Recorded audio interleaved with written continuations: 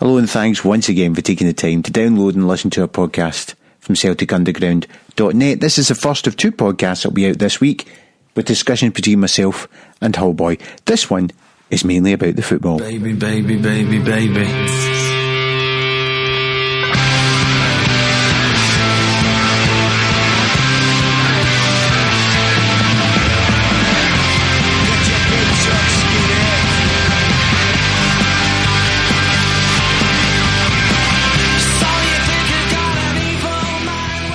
So you know that last season we had people sending in their new music to podcasts at CelticUnderground.net, and we're still looking for that new music. So if you got any and there's some lined up that people have emailed through to me, it will be getting on the podcast.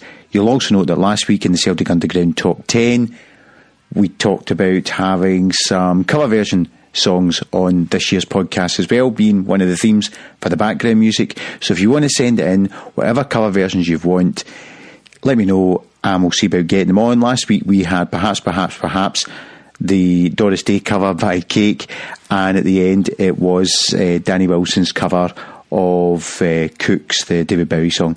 This week it is Come On Feel the Noise by Oasis, Under Me Right Now, and then at the end, for fans of Scott Bradley's Postmodern Jukebox, we have a cover of Radiohead's Creep. Anyway, we needed to do a podcast. There was so much to catch up on. The football season competitively had now started. So I called on a Hullbhoy to discuss the Linfield game and the forthcoming Rosenborg game. But of course, during the summer period, we've had confirmation of Rangers cheating. And in the last week, we've had the, whatever the rights and wrongs, not very good PR from Celtic's perspective regarding banners and banning. So that chat with Hullbhoy ended up going into 2 hours of chat. Rather than have a 2-hour podcast, I decided to split it up into two. So this particular podcast is a discussion about the Linfield game and the Rosenborg game and a brief chat around the Supreme Court decision and really what we do now. So that is this podcast. If you want to know our thoughts and discussions on the Green Brigade and the banners, that'll be up in the next day or so. Anyway, enough of me. This is me, Harry Brady, being accompanied by the Oasis boys, and handed over to him, Hullbhoy.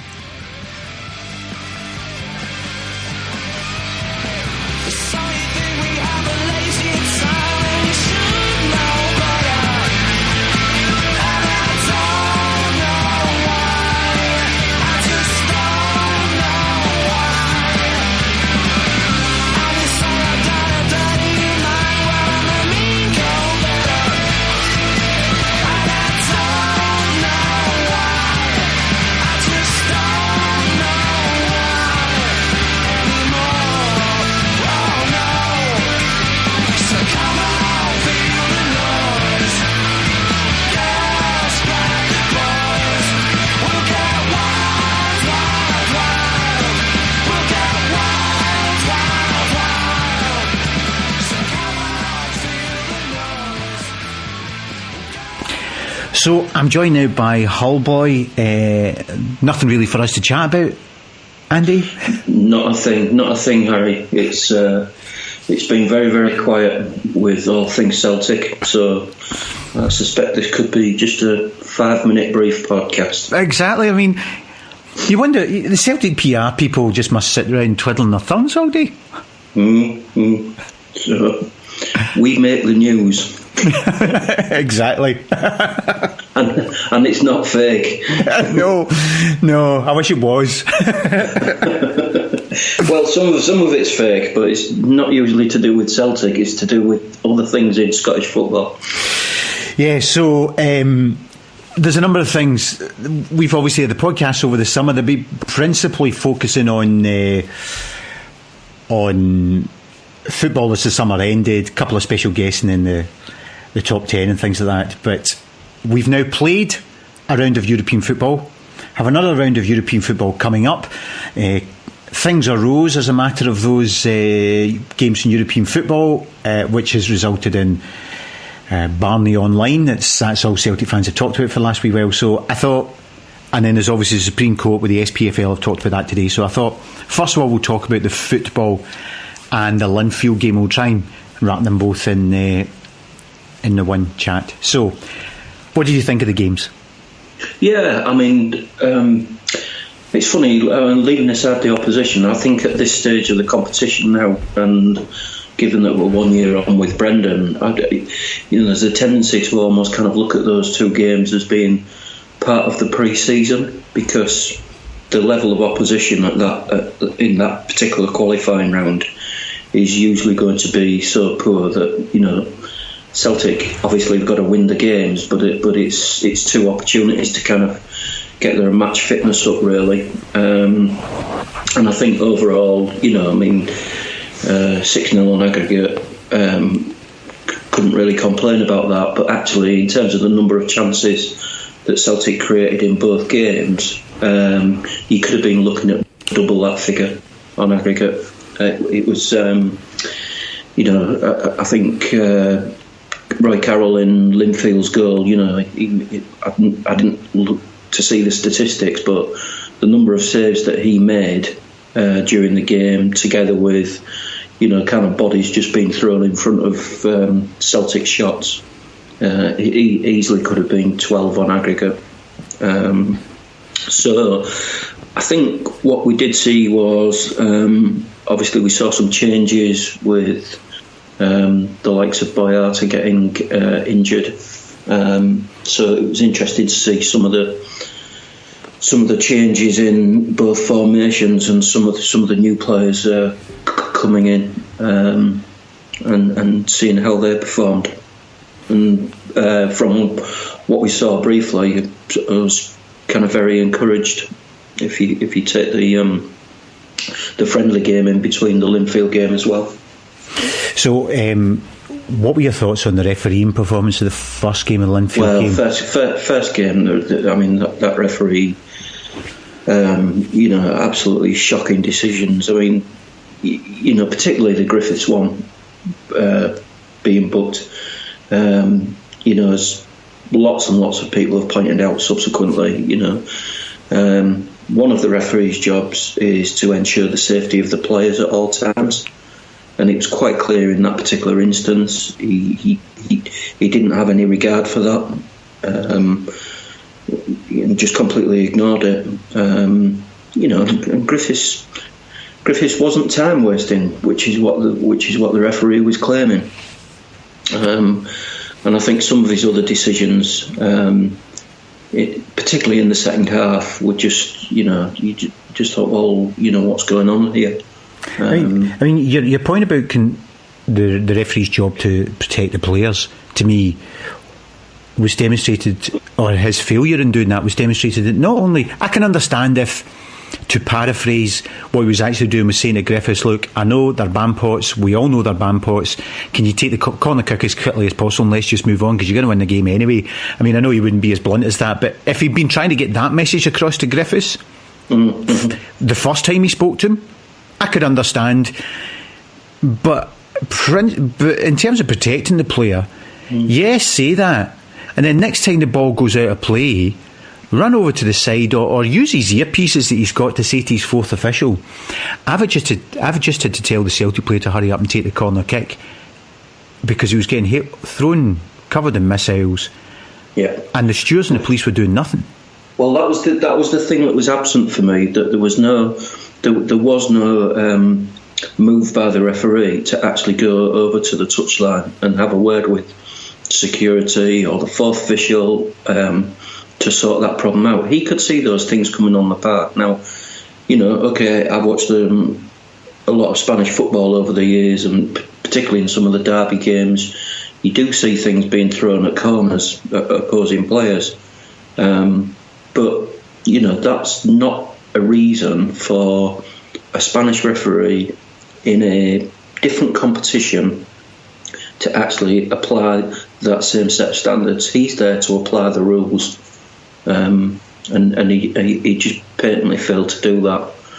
And of course, the annoying thing was that Griffiths' yellow card effectively took Celtic into that kind of disciplinary zone with the 5 yellow cards. Yeah, which is just ridiculous, really. I mean, the Linfield players, as the second half got on, were getting more and more physical, and I think probably you saw in that game some things that the Celtic players were clearly worried about. They don't want to be picking up injuries in a first competitive game, when they've got the whole season ahead. Which is why, again, getting back to the bookings, which is why Armstrong reacted to the way he did in the last minute when somebody could have broken his ankle. Exactly, and I mean, we know Armstrong. He's not a particularly contentious player. He doesn't kind of go out of his way to antagonise in any way. So he was clearly annoyed at the tackle that he was on the receiving end of. What I did like about it was that the protector-in-chief on both instances, maybe because Brown, I think at that point had been booked, but Lustig stepped up to the plate to go to the referee about the Griffith stuff and to go and to try and sort out the guy after the Armstrong thing. I've seen Lustig do that quite a bit in European football over the years, and I think there's almost this notion that Lustig, because he's a seasoned, he's not just a seasoned professional, but he's got good international reputation as well, having played in major competitions. So I think he feels himself that it's his place to actually voice any concerns on behalf of the team and fellow players, which I actually like in him. I think Lustig now, I mean, he's just completely committed to Celtic, and that has been for a long time. So then we moved to the home game and we played a variant with bits in between of 3-6-1. I thought it was interesting that the three at the back were Lustig the right back, Tierney the left back, and Simonovic centre half. Yep. Almost as if Brendan thought Linfield will offer absolutely nothing, so can almost have virtually one centre half. Yeah, which proved to be the case, really. Yeah. And I think what I saw in that game, really, in what Brendan was doing there, you kind of start to think, well, actually, if he believes that some teams in the SPFL have kind of sussed Celtic out based on last season, he's probably looking for different formations and different attacking approaches, to kind of break up the opposition's kind of preconceived thoughts. So we may see a little bit more of that against some of the Scottish Premiership teams. I thought it looked to me from the first minute as if Sinclair wanted to score a hat-trick. Yep. I would, based on absolutely. And the thing is, that, some of the images that we saw, were absolutely despicable, just completely unwarranted, and words fail me, really. I've just no idea what is going through people's minds to kind of produce that kind of imagery and make those kind of racist jibes and what have you. And yeah, I mean, Sinclair's, I think I've said to you before, I don't follow footballers on social media, but I think he's probably fairly active, and he will have seen some of those things, and he would want to kind of respond in a professional way, really, through rubbing their noses in it. Yeah. So he certainly played well. What did you make of Ncham's debut? Yeah, I like him. I think there's something about him. He's quite calm and composed. He's obviously there's a physical presence there. So yeah, I was pleased, and I can't help thinking that actually if it wasn't Brendan Rodgers the manager at the moment, and we'd made the same signings over the summer, I think there might well have been a few more noises of negativity among the support. But I think we've got to that stage where most of the players who've been signed so far, largely the support have just thought, do you know what? We don't really know much about those players, but we trust Brendan. Yep. And I kind of fall into that category. So, and I think that was proven both in the friendly and in the home leg against Linfield, that actually the supporters were excited to see the new signings because they don't know much about them, but they also believe that Brendan's brought them to the club for good reason, you know. So the end of the day, happy with the result and performances? Yeah, oh yeah, absolutely. And you know, I think looking forward, Rosenborg's going to be a bit trickier. But Rosenborg aren't the team that they used to be.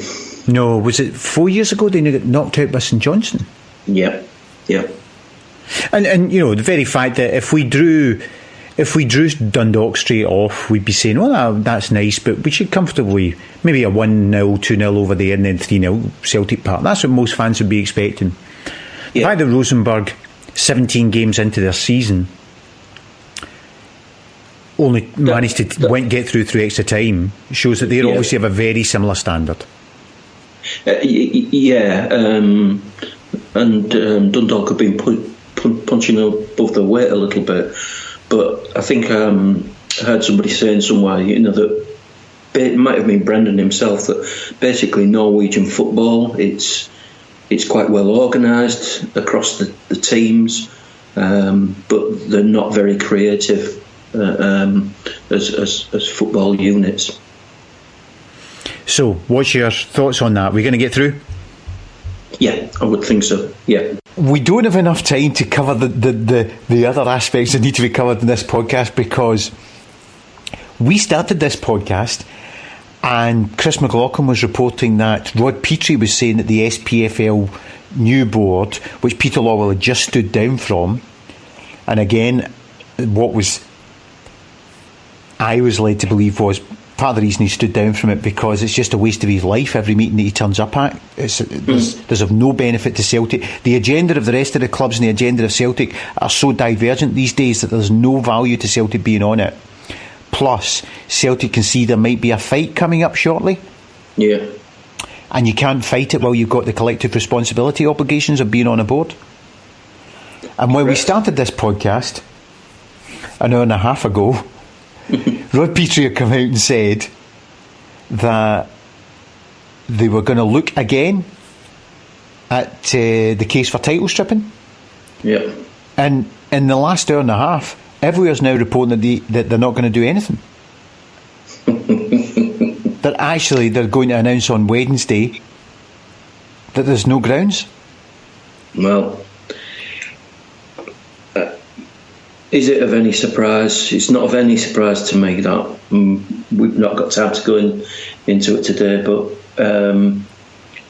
I don't think there's any doubt now that the two Scottish football bodies are inherently corrupt and inherently against true sporting integrity and transparency. I don't think there's any doubt about it at all. And I know while we've been recording this podcast, I've seen some things tweeted by Celtic Research around deals done between Neil Doncaster and Sevco. So I don't think there's any doubt. Well, there's two things about it. One, you had the Craig White trial, which was such an open and shut case in favour of Craig White being duped by David Murray, Paul Murray, Alistair Johnson and Dave King, that there was no need to call his defence, and they only took about an hour to deliberate, and then they waited for 15 minutes to make sure. If the time that they came through, only because I know someone who'd just been on a jury, and they were given that basically if they'd given the decision 15 minutes earlier, those jurors wouldn't have got their free lunch. So I think they just waited 15 minutes to get their free lunch to be the decision earlier because it was so open and shut. Yeah. So you had an open and shut case that said Rangers were going to go bust anyway. They were preparing for the possibility of going bust. It was a concerted corporate strategy to use the tax system to keep the team afloat, to try and get European football, to keep them trading, otherwise they were going to go bust. And that was decided before Craig White came in. And as soon as the Craig White trial finished, the first thing the football authorities did was slaughter Craig White. Yep. Within hours of actually the counter position that Scottish football had taken on Craig White being found, they slaughtered him. Yep. Then the Supreme Court comes along and affirms what we all knew, which is it's the side letters that made the Rangers tax system a tax cheating system. And it's the side letters that also made all of these players illegally registered. And it's the side letters that demonstrate that it was a concerted effort to hide from the football authorities and the tax authorities what Rangers were doing. Exactly right. Exactly right. And the thing is, from their own perspective now, the Scottish FA, the SPFL as now is, the people that are involved, the two executives, know that they have to keep to that line, because if they don't, the whole thing will unravel. But what they don't realise is that I think there are other ways in which this will unravel that will lead to their downfall. I think there's a growing groundswell of ordinary supporters who realise that the game's been rigged in some way. Not even necessarily proactively, but there was a team that was actually cheating, and the evidence is all there. And the Scottish football authorities have always tried to cover that up, to by definition protect that team and its subsequent new entity, but also themselves as individuals. If you're in their position and you are not trying to cover up, as you say, but you are the public statements they're making are what they actually think is the true position, i.e. you think you have a strong and robust legal position to defend, that there's no reason to go into anything further because you've done everything above board and correctly. Why wouldn't you then turn round and say, do you know what, this has tormented Scottish football for 6 years, we've got legal opinion that says we've always been in the right, we know we've always been in the right, so here's what we're going to do to shut you all up. We are going to get this guy in of undisputed high standing and character within Scottish society. He's not connected with any football club. We're going to get him in. We're giving him access all areas to all our files, all the SPFL, all the SFA files. We're going to order the clubs to be fully compliant in any requests that he gives, and we are going to do a full review of every aspect of our game, because that will shut you buggers up, because we've known for 6 years we've been in the right, and this has tormented the game for 6 years. Why wouldn't you do that? Well, they wouldn't do it because they know that any independent inquiry would state exactly the opposite. Correct. Because everything would come out, the 5-way agreement, all of the other conversations and agreements that went on, the weakness in the Nimmo Smith inquiry that missed most of the relevant evidence that was required to come to a decision. Because he was guided a certain way? Yeah, exactly right. And for Regan and the SFA to issue a statement on the day of the Supreme Court saying, well, do you know what, we preempted this and thought that if this was the outcome, we'd take some senior counsel advice. Well, you and I can go and get senior counsel advice, but usually that advice is going to come down on your side because you actually kind of phrase that anyway, and council is, by and large, going to protect your corporate interest from a legal standpoint. The only time these things ever get challenged is if it does go through an actual legal process. And we know from what happened through the Supreme Court that actually, and also through the Craig White trial, there are people putting kind of like two sides to these things. And ultimately, there is a decision reached based on the evidence. Well, getting back we've never had that with the SFA and the SPFL. Getting back to council's opinion, the only reason why the Procurator Fiscal would have taken a court case, would have taken the case they took against Craig White, is because senior lawyers within the Procurator Fiscal's office, at least one or more, must have said, we've got a really strong case that we can put this guy down. And they were wrong. Senior council can be wrong.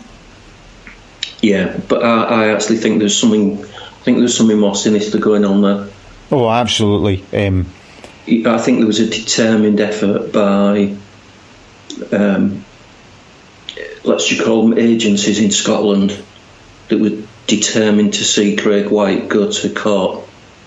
And that was because they genuinely believed that he was guilty for destroying a football club.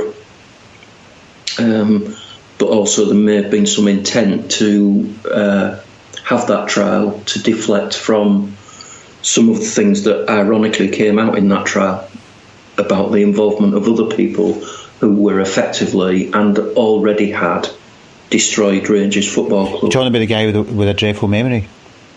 Yeah.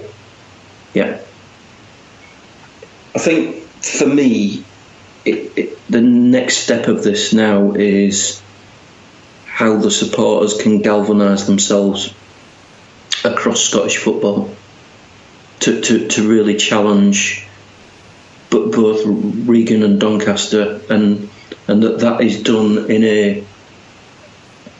a public forum. My own view is, and I don't know how this can be done, but my own view was that there should be some kind of like select committee set up in Holyrood that actually I don't know whether you recall, but last year in Westminster there was a committee set up to review effectively the governance of English football, and there are some recommendations that have come out of that work which have got implications for football clubs, including supporter representation through directorships. And I think I don't know who's got the cojones to do it, but I think there should be something similar set up in Scotland, and it should include that review of the last 6 years that you've described, because that's the only thing that I can think of as being the nearest to an independent body, that actually scrutinises what went on. Yeah, and there is a wider, you can, if you don't want to sound like you're being petty, for want of a better way of putting it, of picking on this, you can actually say, but this is part of a wider aspect of 25 years of bad governance in Scottish football. Exactly right. Where we have seen the performance of the Scottish national side on a very steep downward trend. We've seen the performance of our club sides, with the exception of principally Celtic. If you exclude Rangers, because every game that they played during this century is a 3-0 loss, then the performance of our club sides has been on a dramatic downward spiral.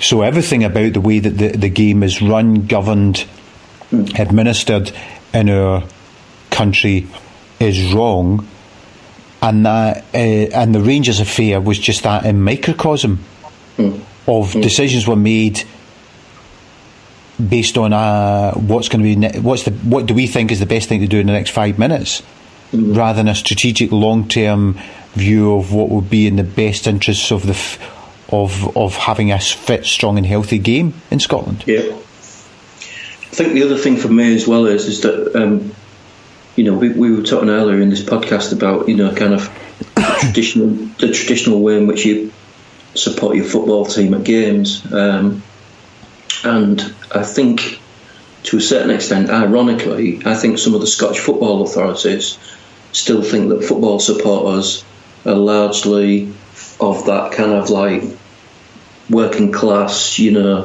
unruly, still would get tanked up with drink on a Saturday afternoon if we allowed alcohol into the stadium, all that kind of stuff. When in actual fact, and they just think that the support largely buttons up the back. Mm-hmm. But if you look at some of the things that supporters have been doing over the last 10, 15 years and more recently in terms of questioning and challenging some of the decision making within the game, not only in how it affects them, but how the game is more widely governed. You and I and others, we're probably having conversations every day with folk who could run Scottish football better than the people who are running it currently. And I don't actually say that lightly. I genuinely think that there are so many people that we know who are kind of really kind of bright individuals who actually could make a much better fist of running Scottish football, without any kind of prejudice to one particular club. Absolutely, and I think that's the other reason why they can't hand this over to other people to look into, because that would then involve we need a wider remit here to look into every aspect of the way that this game is being governed and mismanaged. Yeah. But my concern about specifically the issue at hand is, I understand Celtic's dilemma in this. Celtic will be sitting there thinking, why has it got to be us against them? This is a them against Scottish football thing. That Celtic are no doubt been sitting back all this time thinking, we want others to be involved in this process. But I know supporters of other clubs who agree with the principle of title stripping, but then when you speak to them, they say, but when I speak to other supporters of whatever club, their attitude is sort of, well, okay, so a team who are dramatically better than us would have just been just a bit more dramatically better than us. They would still have been better than us and still have won all these trophies, is a large attitude within a lot of the supporters of other clubs. Right, yeah, interesting. I don't know, I'm just guided by kind of simple things like principles. Oh, it's the same here. And integrity. I guess many of us are just, we don't like that sense of injustice, and we want to see things being done properly. Jennifer Ennis-Hill 10 days ago got a gold medal from the 2011 World Championships. Yep. 6 years later. Exactly, and this is where I think Regan and Doncaster are so out of touch in terms of the stance that they've taken recently and in the past, is that there are just so many examples that are coming out across other sports of those wrongs being righted. And everybody cites the Lance Armstrong example, because that was like cheating on an industrial scale, and the cover-up was so incredible, really, for so many years. So I kind of put myself in their position and think, well, what would happen if all of this historic stuff came out in the open? What would happen? Well, yeah, there may be titles stripped. What would be the standing of all of the existing membership of those bodies at the moment? Well, in actual fact, they wouldn't be any worse. and they might be slightly better. And the only other thing that I can think of as to why they don't want to do it is whether it's some kind of self-preservation in the roles. But even on that,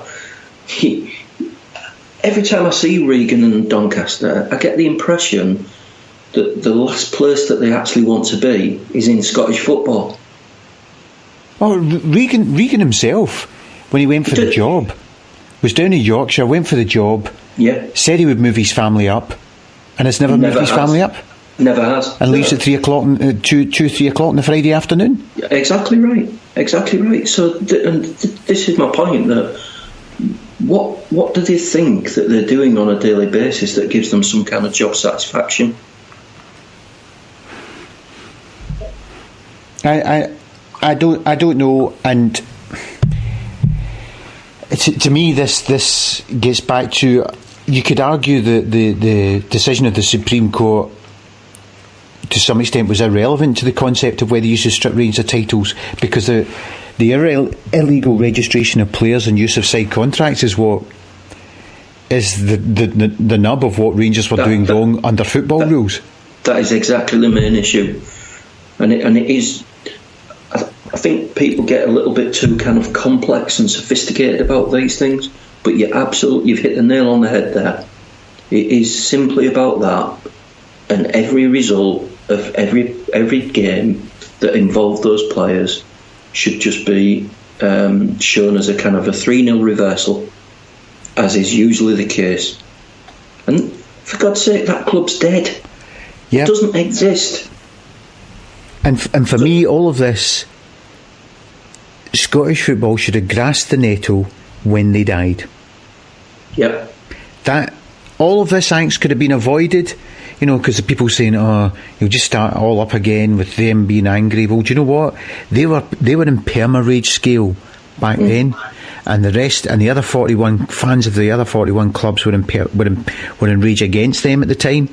That was the time to grasp the nettle, say, do you know what? We cannot have this. Let's look into absolutely everything. None of this preset agendas and Sandy Bryson coming up with strange rulings to give to Lord Nimmo Smith as to what was relevant and what was not relevant. Yeah. Open inquiry, grasp the nettle then, deal with it then, strip the titles then. And you know what? 6 years later, we'd have followed a similar trajectory in terms of the financial health of the new club and everything that had happened since then. But certainly 41 of the 42 clubs, fans of the 41 and 42 clubs, would have long moved on, because it would have been dealt with. Exactly right.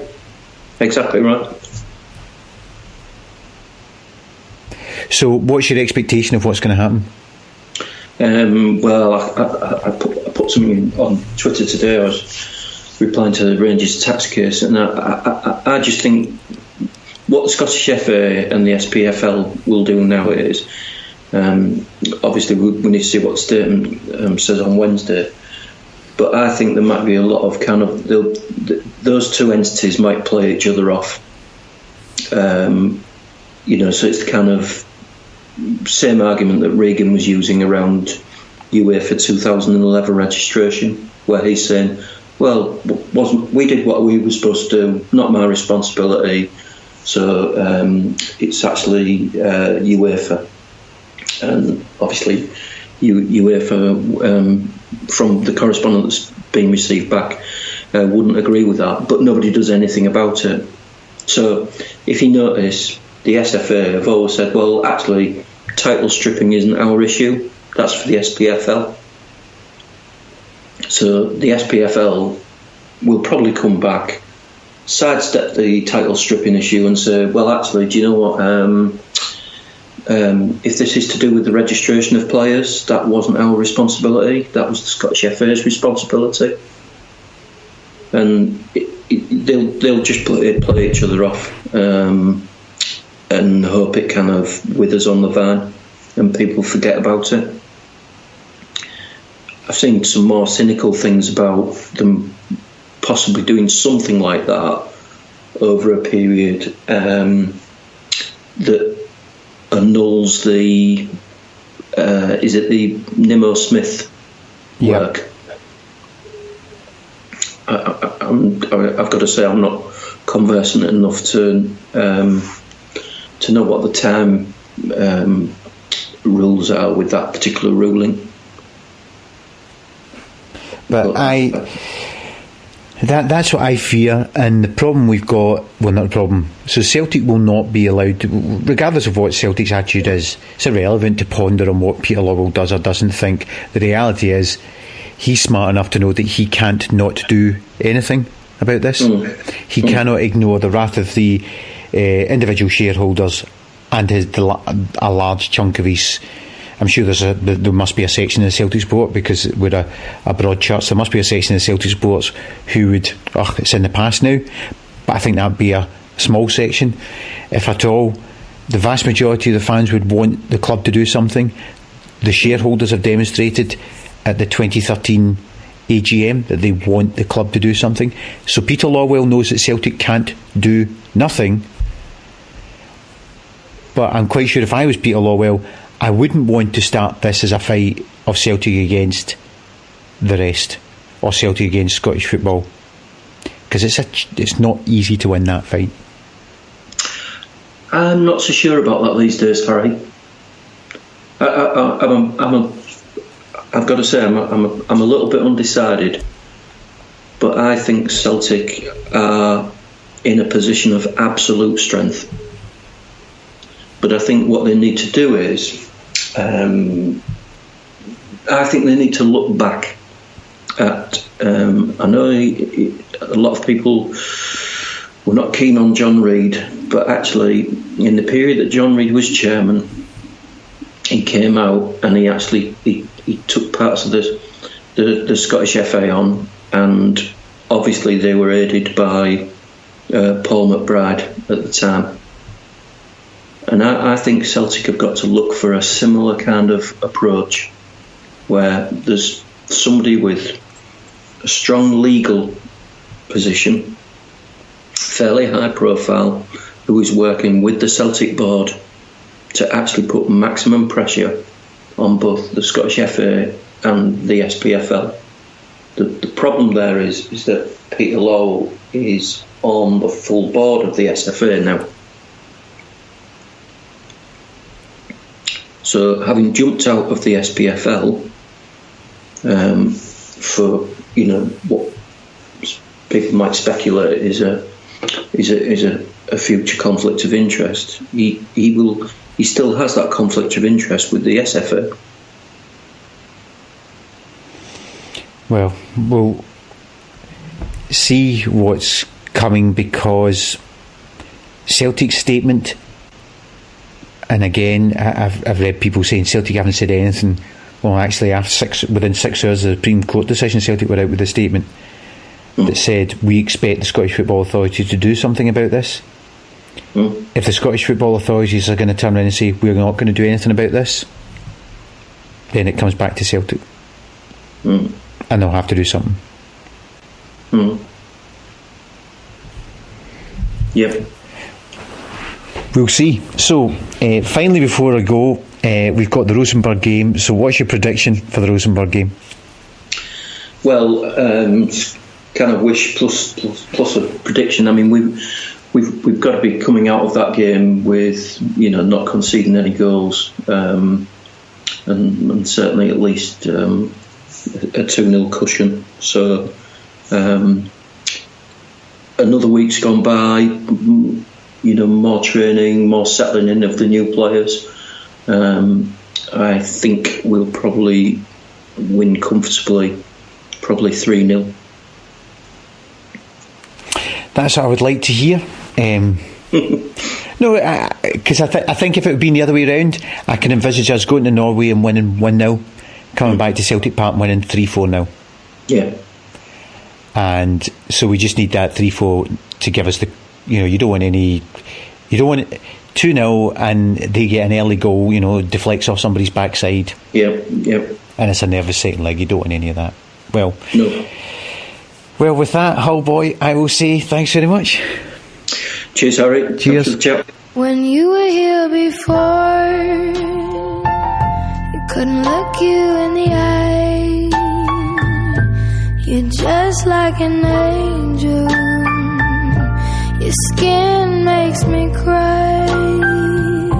You float like a... So thanks to Andrew Groneberg, I hope that's how you pronounce the name, Stephen Mahon, for the music cover recommendations this week. There'll be more covers along soon, along with new music which you've got lined up and will be coming along.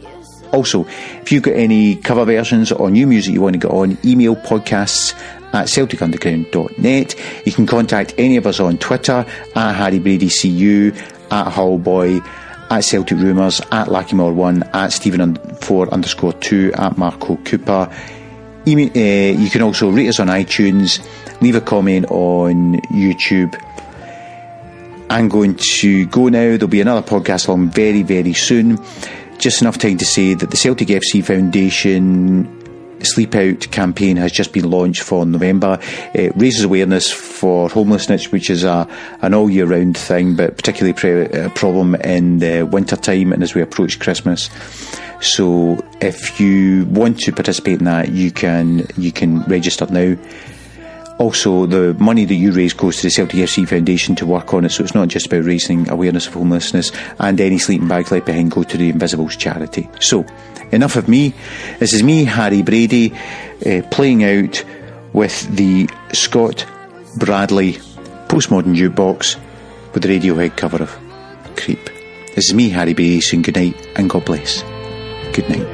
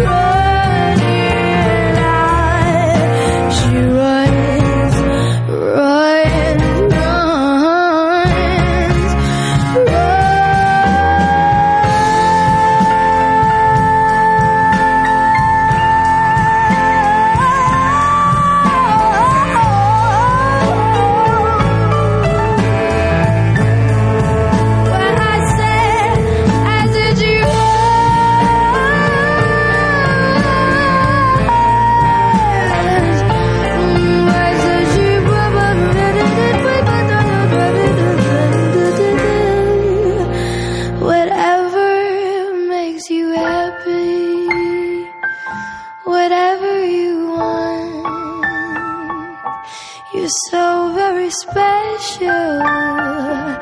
Yeah, I wish I was special.